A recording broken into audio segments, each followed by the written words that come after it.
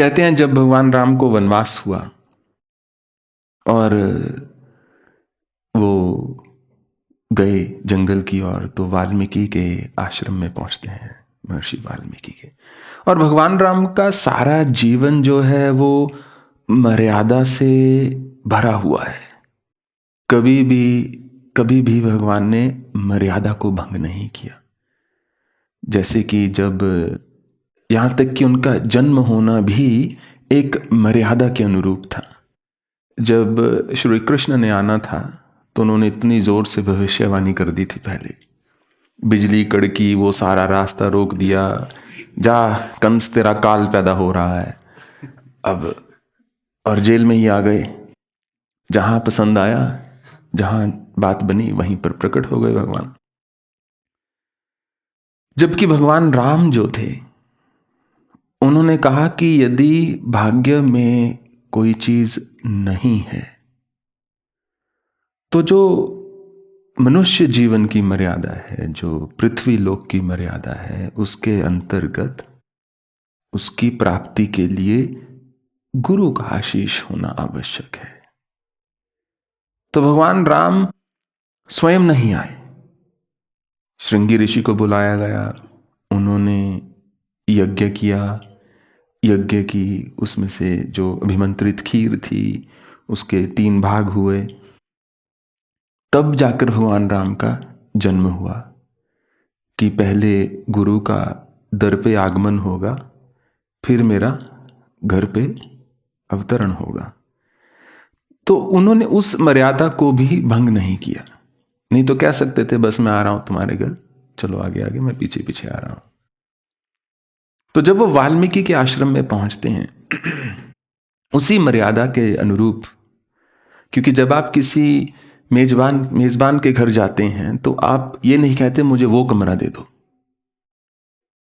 आप एक नियम से जाते हो, आप आदर सहित उनसे पूछते हो मैं आपके घर आया हूं। अगर वो अच्छे मेजबान हैं तो वो आपका अच्छा अतिथि सत्कार करेंगे। अगर नहीं है तो बोलेंगे चाय का बर्तन पड़ा है बना लीजिए, मुझे जरा ऑफिस जाना है, देर हो रही है। तो आप खुद अपना सत्कार करो, वो अपना कर रहे हैं। तो भगवान राम ने वाल्मीकि जी से पूछा कि मैं कहां रह सकता हूं, मुझे रहने का कोई स्थान अपने आश्रम में जो है बता दीजिए। तो वाल्मीकि जो है हंस पड़ते हैं, कहते हैं हे रघुनाथ, कैसी बात कर रहे हैं आप? अरे सारी सृष्टि आपकी है, आप मुझसे पूछ रहे हैं कि मैं कहां रहूं? समस्त सृष्टि तो आपकी है, सारे स्थान आपके हैं, आप जहां मन परम स्वतंत्र ना सर पर कहूं, जहां आपका मन है आप तो विराज सकते हैं, कौन रोकेगा आपको? भगवान ने कहा वो तो ठीक है महर्षि, परंतु हम आपके आश्रम में आए हैं, जहां आप रहने की जगह देंगे वहीं हम अपना जो है आसन लगाएंगे। तो आप हमें बता दीजिए कि मैं कहाँ रहूं, और जानकी जो और लक्ष्मण जो है मेरे साथ हैं।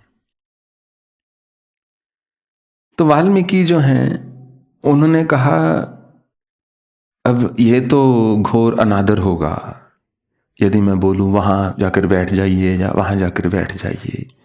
ये तो आप ही के प्रताप से है सब कुछ मेरे जीवन में। तो मैं आपको कई सारे विकल्प दे देता हूं, अवचित्त दे देता हूं, मैं आपको कई सारे ऑप्शंस दे देता हूं, बता देता हूं, जहां आपको पसंद हो वहां जाकर बैठ जाइए।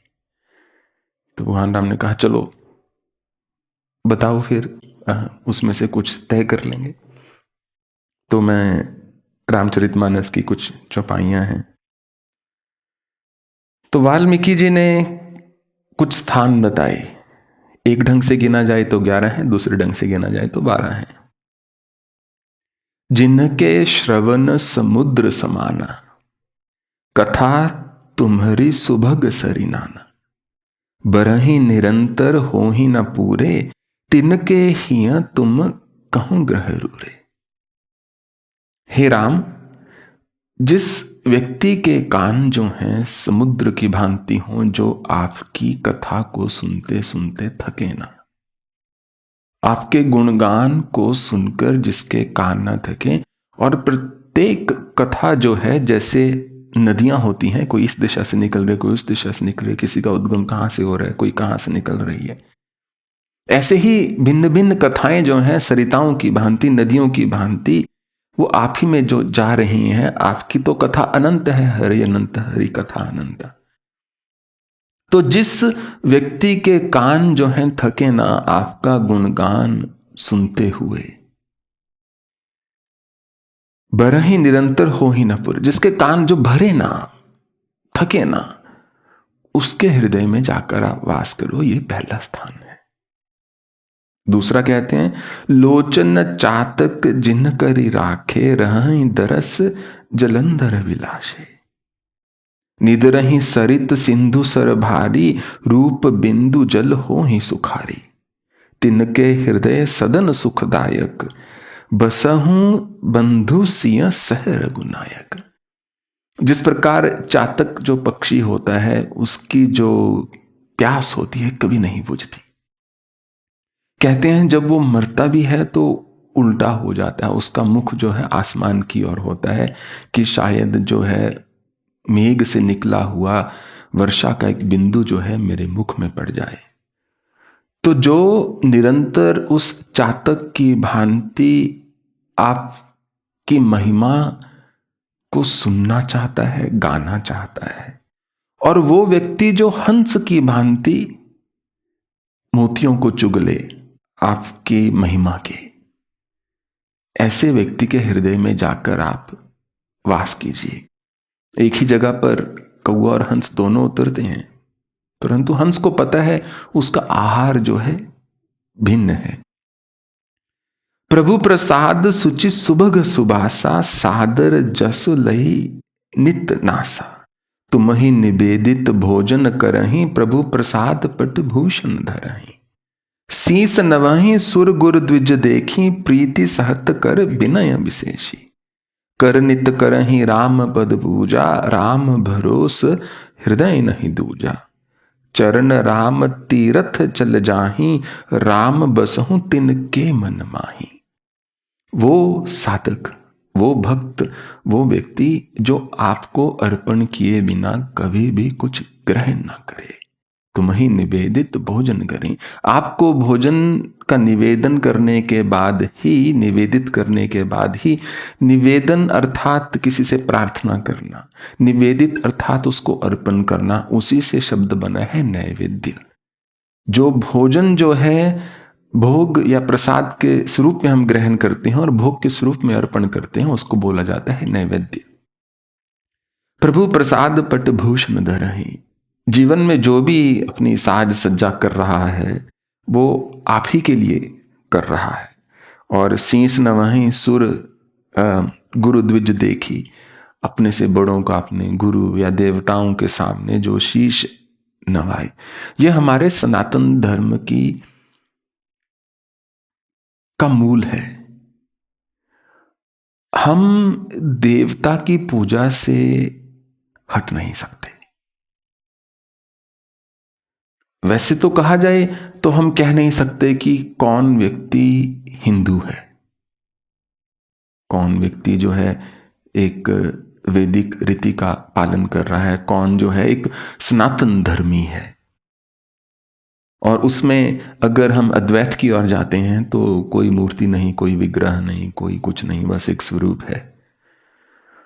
परंतु वो सनातन धर्म की मर्यादा नहीं है, क्योंकि ऋग्वेद सर्वप्रथम जो हमारा वेद हुआ है, वहां से चलते हुए जो बाद के बहुत पुराण भी हुए हैं, 5वीं शताब्दी तक भी, जिनमें कुछ ना कुछ शोधन होता रहा, उस सब में जो है किसी की स्तुति है। स्तुति आप उसी की करोगे जिसके प्रति भाव होगा, जिसको कोई ना कोई आप स्वरूप दे सकते हैं। नहीं तो क्या स्तुति करेंगे, हे निराकार,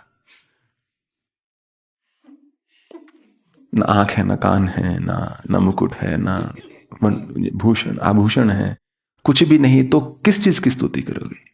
हे निराकार, थैंक यू। इससे ज्यादा कहां जाएंगे? परंतु जैसे ही स्वरूप होता है तो मनुष्य भिन्न भिन्न चीजों की कल्पना कर सकता है। भगवान की गोद में खेल सकते हो, भगवान के साथ चल सकते हो। वो आपके पिता हो सकते हैं, आपकी माता हो सकते हैं, आपके सहाय हो सकते हैं, बंधु हो सकते हैं। जो भी आप संबंध चाहो उसको आप दृढ़ कर सकते हो। वो एक ऐसा संबंध होता है जो मनुष्य के संबंध की भांति नहीं होता, क्योंकि कोई कितना ही सुंदर क्यों ना हो, हम में से सब वृद्ध हो जाएंगे। सबकी जो वो एक आकर्षण है वो क्षीण हो जाएगा, जो शरीर से है, जो बुद्धि से है वो भी। मनुष्य भूलना शुरू हो जाता है, नई नई चीजें उसको समझ में नहीं आती। हर चीज तो जो है वो ढल रही है, परंतु जो मनुष्य का एक अपने इष्ट के साथ संबंध जो है स्थापित हो जाता है वो कभी नहीं ढलता। कितनी आनंद, देखो मजे वाली बात है कि आज से 1000 साल के बाद भी जब हम नहीं होंगे, या आज से 20-30 साल के बाद भी जब कुछ लोग हड्डियों में चल रहे होंगे और कुछ जो है मतलब स्किन जो है ऐसे उठा के ऊपर रख सकते हैं मान लीजिए 30-40-50 साल जो निकल गए इतने, भगवान ऐसे के ऐसे ही रहेंगे।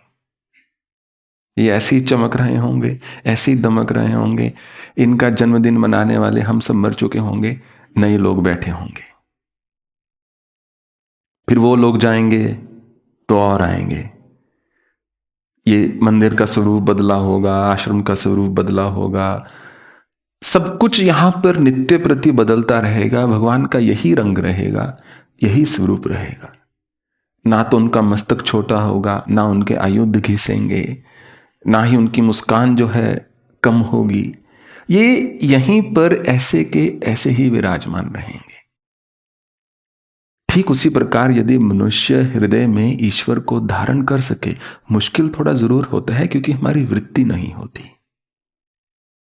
पर यदि कर ले तो सारी जिंदगी का रोना खत्म है। क्योंकि जो मनुष्य शरीर में आ गया वो कितना ही विद्वान क्यों ना हो, कितना ही श्रेष्ठ क्यों ना हो, कितना ही भगवान क्यों ना हो जाए, कितना ही अच्छा गुरु क्यों ना हो जाए, या कितना ही अच्छा कोई क्यों ना हो जाए, आपको रुलाएगा जरूर। ये हमारे संबंधों की एक अंतर्निहित प्रकृति है।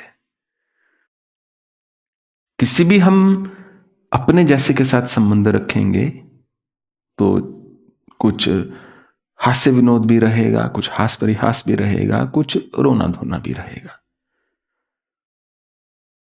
परंतु यदि मन को एकाग्र करके हम वहां से अपना संबंध स्थापित कर ले जहां से हम आए हैं, तो मन में निरंतर एक हर्षोल्लास की जो है भावना बनी रहती है। सुगम नहीं है, मैं ये नहीं कह रहा ये आसान है कि आज सोचो और कल हो जाएगा, पर संभव जरूर है। तो चरण राम तीरथ चले जाहि, राम बसहु तिनके मन माहि। राम भरोस हृदय नहीं दूजा। जो आप पर निरंतर, जिनकी सतत आप में निष्ठा है, जो आपके जब घर से जो निकलता है आपका दर्शन करने के लिए निकल रहा है, जाइए राम उनके हृदय में जाकर आप वास कीजिए। चौथा स्थान बताते हैं, मंत्र राज नित जप ही तुम्हारा, पूजा ही तुम ही सहित परिवार। तरपन होम करही विधि नाना, विप्र जेवाई देही बहुदाना। तुमते अधिक गुरहि जिय जानी, सकल भाई सेवहि सन्मानी। काम मोह मद मान न मोहा, लोभ न क्षोभ न राग न द्रोहा। जिनके कपट दंभ नहीं माया, तिनके हृदय बसहु रघुराया। ये आपके लिए नहीं है, जस्ट जोकिंग। मंत्र राज गोस्वामी तुलसीदास ने बताया है राम को। राम नाम का जो शब्द है, कहते हैं जब भगवान महादेव ने मंत्रों की उत्पत्ति की तो देवी देवता जो हैं और भिन्न भिन्न दैत्य और मनुष्य आकर बहुत सारे मंत्र जो हैं ले गए। बार बार भगवान वो मंत्र जो है बांटते रहे, चलो 1/3 तुम ले लो, 1/3 तुम ले लो, 1/3 तुम ले लो, मनुष्य दानव और देवता। फिर भी 1% भगवान के पास हमेशा बच जाता था। वो फिर दोबारा चले जाते थे भगवान आशुतोष के पास कि वो 7 करोड़ में से हमारा 33% तो हो गया, परंतु 70 लाख आपके पास 7 लाख अभी भी बचा हुआ है, आप रख के क्या करेंगे? हमारी तो बहुत जरूरतें हैं। हम किसी को राज्य चलाना है, किसी को संतान चाहिए तो किसी को नहीं चाहिए, तो किसी क्या चाहिए, आप वो मंत्र जो हैं जो बचा के रखे हैं, जो शेष हैं आपके पास, वो बड़े विशेष हैं, तो वो दे दिए जाए। तो भोलेनाथ भगवान ने फिर उसका 1/3 हिस्सा करके बाकी सबको जो है बांट दिए। 7,000 मंत्र भगवान के पास फिर बच गए। फिर कुछ युग बीत गए, अंतराल बीता, तो उन्होंने बोला वो मंत्र जो है अब थोड़ा उतना काम नहीं कर रहे, जो बचा हुआ है वो हीरा है आपके पास, कृपया थोड़ी कृपा कीजिए। तो भगवान ने कहा तो ठीक है, फिर 1/3 1/3 ईच तुम लोग ले लो अपना। तो 70 मंत्र जो हैं भगवान के पास फिर बच गए, वो भी लेने वाले ले गए दोबारा आकर। तो एक मतलब जो अंत में 2 अक्षर का एक शब्द जो है भगवान के पास बच गया, एक मात्रा 2 अक्षर, वो राम नाम का शब्द भगवान ने कहा। तो उसको गोस्वामी ने मंत्र राज बताया है कि केवल राम, जो रमन, जो सबके मन को रमाए वो राम है, जो सबको विश्राम दे सके वो राम है, जो सबका काम कर सके वो राम है, जो मनुष्य के जीवन में प्रकाश अर्थात र को उत्पन्न कर सके वो राम है, जो म से मर्यादा में स्थित रह सके वो राम है। तो उन्होंने कहा तर्पण होम करहीं विधि नाना, जहां तर्पण, जहां यज्ञ, जहां मंत्र जप चाहिए वो करने की उसमें भक्ति तो हो। यदि नहीं है, यदि हृदय में भक्ति नहीं है तो बस उसका एक ही नुकसान है सबसे बड़ा, जो मूल उस चीज का मनुष्य को हानि है भक्ति ना होने से, वो है कि मनुष्य एक ड्राई रहता है। भक्ति से रस आ जाता है उसके जीवन में, उसके हृदय में, उसकी वाणी में।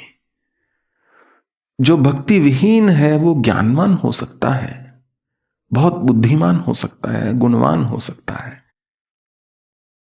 परंतु तेजस्वी भी हो सकता है, परंतु उसकी वाणी में वो रस नहीं होगा, वो विनम्रता मुश्किल है। तुमते अधिक गुरु ही जिय जानी, जो आपसे भी अधिक अपने गुरु को माने और सकल भाएं से वही सन्मानी, सबका सम्मान कर सके, सबकी सेवा करने का भाव रख सके। उसके बाद बहुत मुश्किल चीजें लिख रखी हैं, काम मोह मद मान न मोह, ना मोह हो, ना काम हो, ना क्रोध हो, ना लोभ हो, ना क्षोभ हो, ना राग हो, ना द्रोह हो। इतना कुछ तो हो नहीं सकता कि नहीं, जिनके कपट भी ना हो, दंभ भी ना हो, फिर संसार कैसे चलेगा बताओ। मेरे कहने का तात्पर्य है जो भगवान, जो वाल्मीकि जो है इतने स्थान बता रहे हैं उसमें से एक ही स्थान चुनना है। मनुष्य एक भी स्थान को अपना एक बांध ले संयम के साथ, वहां अपना आसन लगा ले, तो भगवान उसके हृदय में स्वतः ही वास करेंगे।